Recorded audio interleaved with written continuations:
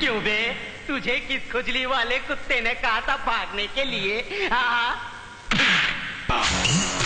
क्या वे परिंदे, पिंजरा तोड़ के कहाँ भाग रहा था तू? हरामजादे, तुझे पता नहीं है? परिंदे का पर दरिंदा हमेशा नोच लेता है। बोल, कहाँ भाग रहा था?